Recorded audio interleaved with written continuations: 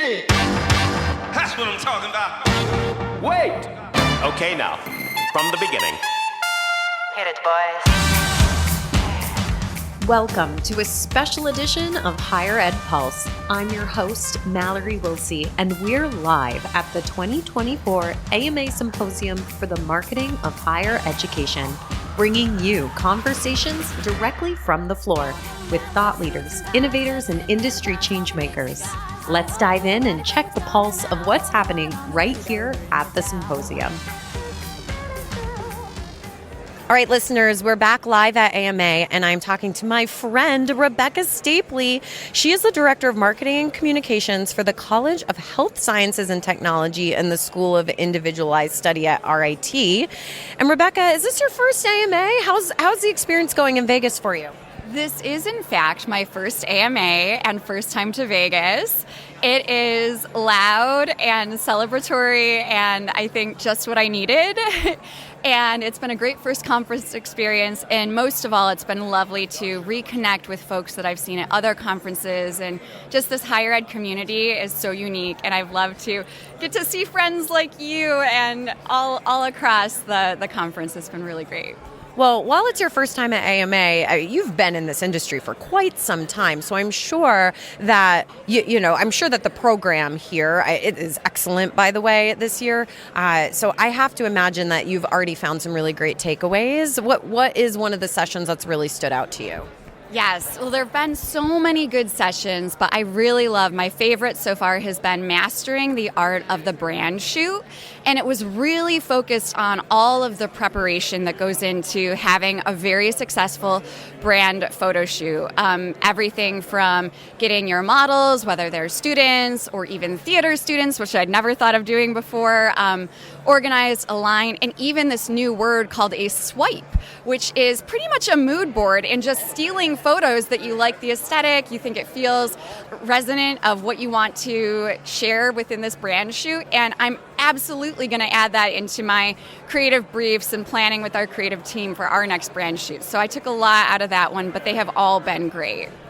So we've known each other for a while, so I know that this new position you're in at RIT is a bit different for you. You kind of grew out of that central Marcom office, and now you are within a college as the director of marketing.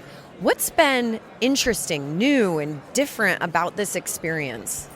Yeah, there's so much, but I think the biggest thing that stands out about being a college marketing delegate for one of these colleges versus being a part of the central marketing team in the action is just really understanding how to grow and build awareness for my college and my programs, and really understanding that there's so much strength from the mothership overarching brand, and that really it's not about inventing anything new, but really personifying and putting stories into action that reinforce our overarching brand while creating this personality and identity.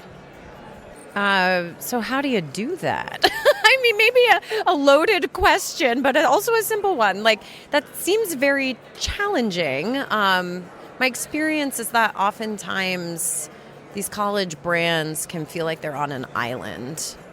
Yes, I think that is true. And I will say, even when I first got in and started learning about all of the different programs within my colleges, meeting with faculty, it can feel like you're like, oh, there's so much I want to do. And I think that's where there's some power in really zooming back to look at the big picture and remembering that the overarching brand, like, we're all serving the same goal, the same purpose, the same audiences.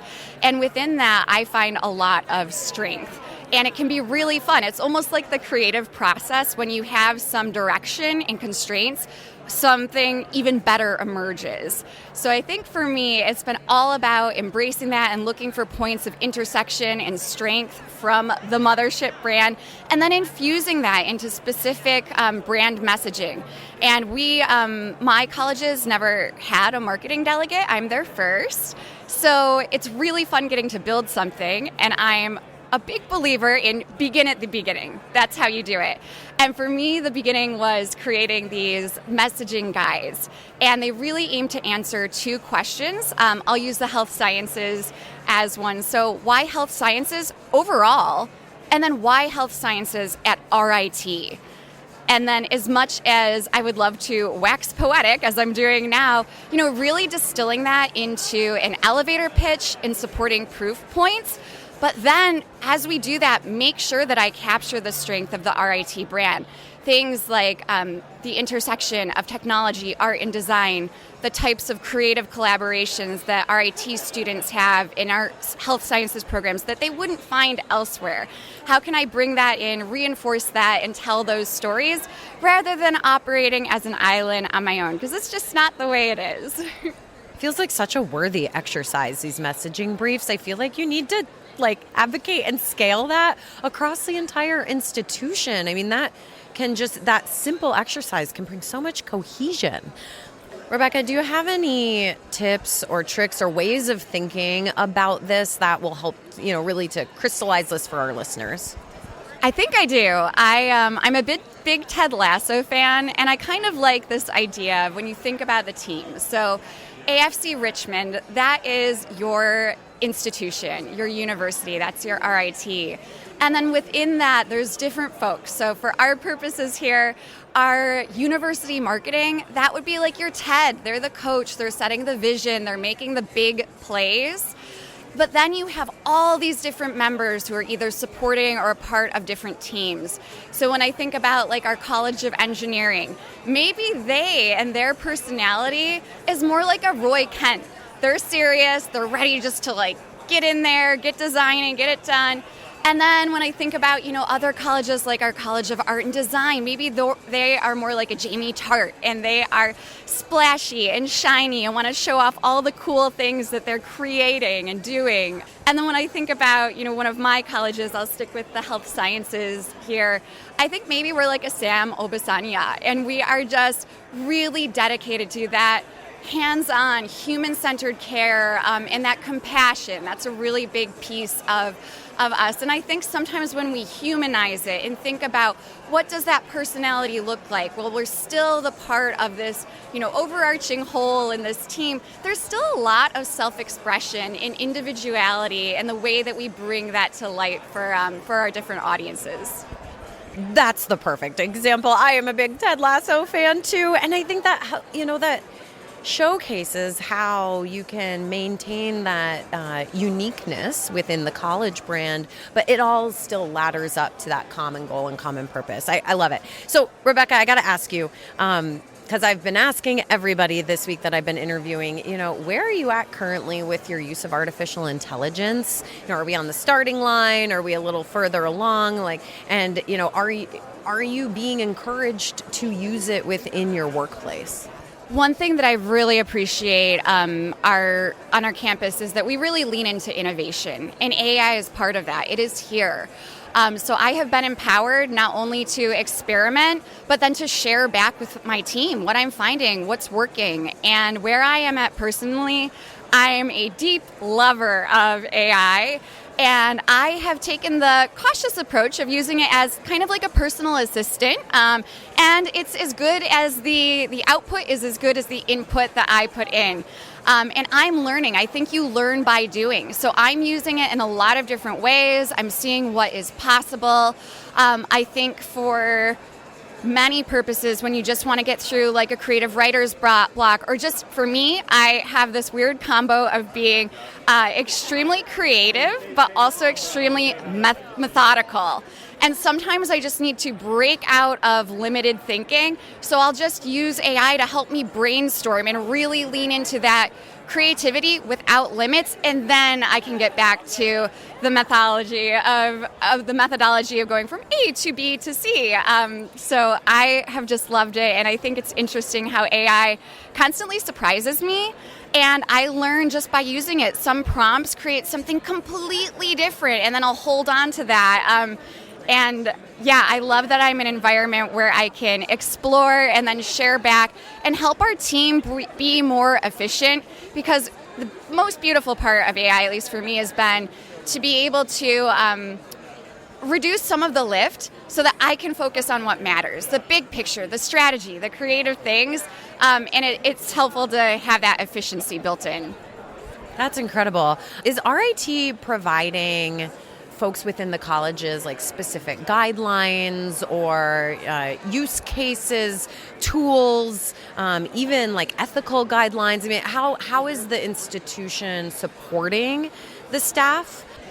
I think I might be close to maybe many institutions to say we're figuring it out. We are working it out. We are actively, working on building these guidelines. There are some, basic things that exist kind of within our university, like policies, but we're working it out. We're working through it. We are also an Adobe campus, and part of that is AI with Adobe. So this is at the top of a lot of folks' minds, and we're just bringing brains together. So we're in the process of building it, and I think no matter what institution and where you are within these policies and these processes, you also have to be agile and adapt because AI isn't static. It's going to keep changing. It's very dynamic. So I know that all of the plans that we're building, we want to make sure that they can adapt and grow as the technology continues to change and really get exciting. Amazing. Well, it was so nice to do this with you, Rebecca. I really appreciate you taking time out of your schedule here at AMA to sit down with us at Enrollify. And before we wrap up, do you have any parting thoughts? I think it would just be really lean into your community, whether you're here at a conference or when you are on your campus team.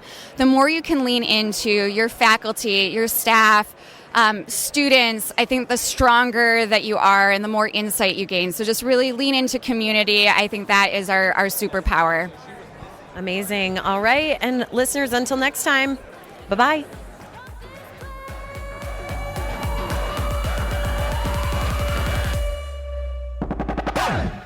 The Higher Ed Pulse is part of the Enrollify Podcast Network. If you like this podcast, chances are you'll like other Enrollify shows too. Our podcast network is growing by the month, and we've got a plethora of marketing, enrollment, and higher ed technology shows that are jam-packed with stories, ideas, and frameworks, all designed to empower you to be a better higher ed professional. Our show helps higher ed marketers and admission pros find their next big idea and features a selection of the industry's best as your hosts. Learn from Brian Gross, Eddie Francis, Jenny Lee Fowler, and so many of your favorite leaders in higher ed. Enrollify is made possible by Element 451, the next generation AI student engagement platform, helping institutions create meaningful and personalized interactions with students. Learn more at element451.com.